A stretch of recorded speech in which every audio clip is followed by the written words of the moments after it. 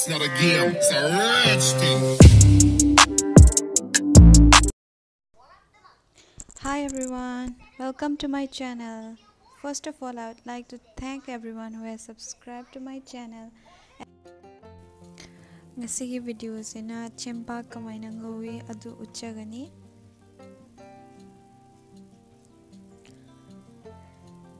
Ahambada alu soina loizare nakanda thamibaseni. Hojikna tilhau soiri tilhau mapum ani. Kupna soigani. Yam yangna minute tara mangagi manungda healthy su oiwa dedi yang su yangwa tugumba recipe ni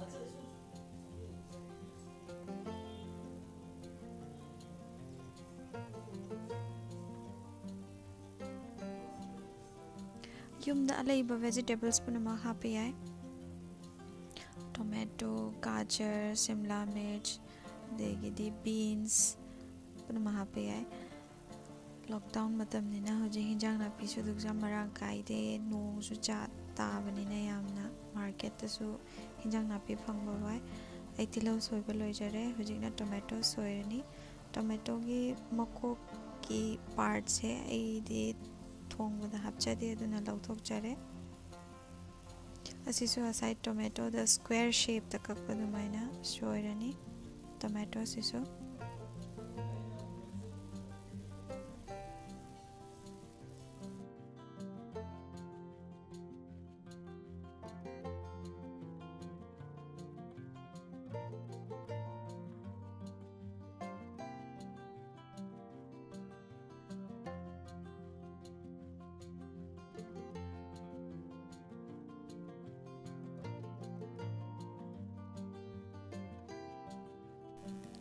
aina hapchagadaba vegetables punama shoina loijare tomato su loijare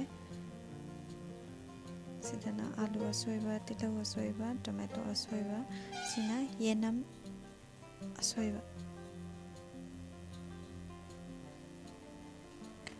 ji gas on tore pan thangale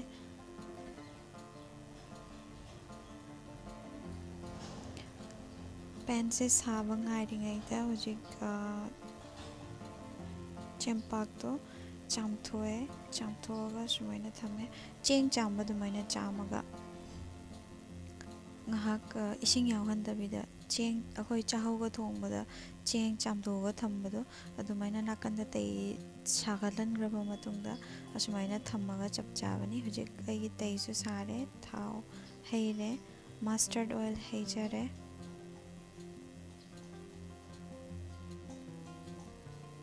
mustard also sare ahanbada paspurana yeirani jira ledi jirana yege suyai ayonda hujik paspurana jaire khang sabana lore jaire matungda ahanbada alu hapani alu hapi alu hapjare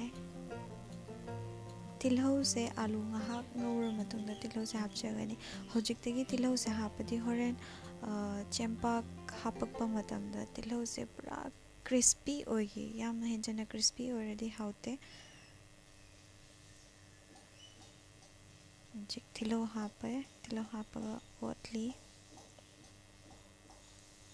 jik tilhau hap matungda jira according to your taste ki matungina hapiro isa gi jira hapjare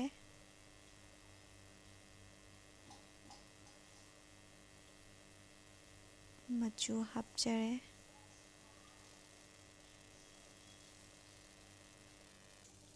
sorry asagi do dhania powder ni akombeshina machu hapjare matungda otlaga khra mulakpa tanjada tomato se hape tomato se kona hapisina horen chempak hapakba matamda tomato pura mungradi haujande khara hingli tawna leiradi hawi adugine kwai last mulaba kanda tomato hapise sina yenam domo hapani asai yenam akakpado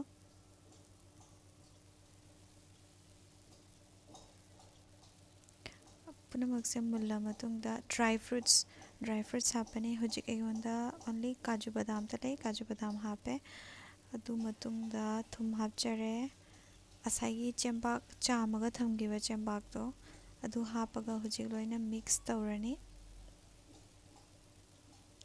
मरोई मपांग पुनमक फजना चंगनबगी flavour दो चेंबाक सिगसु फाउनबगी फजना mix तौरनी ओटलनी फजना ओटलनी ऐसे थोंगुदा खरा ओटकल्ली अदुननी याम ओटलीसे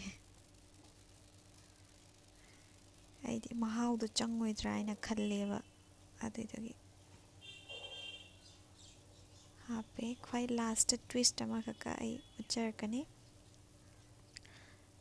जिक लोइना मचू मरोई करी करा से लोइना flavour से लोइना mix तौरे mix तौरा मतुंगदा ngahak मखों कुपगा याइरा थमो मतुंगदा ऐना साइ twist हाइबदो twist से घी खरा हापकनी ऐना हुजिक हापिसे अमूल की घी नी की चामु फ्लेवर मतुंग इननी बटर हापके आइसु याय घी हापके आइसु याय ऐगी घी की मनमसिना हावे हेले अदुगी घी हापे चामच अनिका घी हापा मतुंगदा फजना ओका मिक्स तौरगा मिक्स तौरनी फजना ओतखाइनरनी खेचरी थोंबदा का कोई अरोइबदा घी मिक्स तौबदो अदुमाइना मिक्स तौरनी फजना ngahak makung khummaga loirani final fajana manamsu nungsire ekigi hojik khaidok age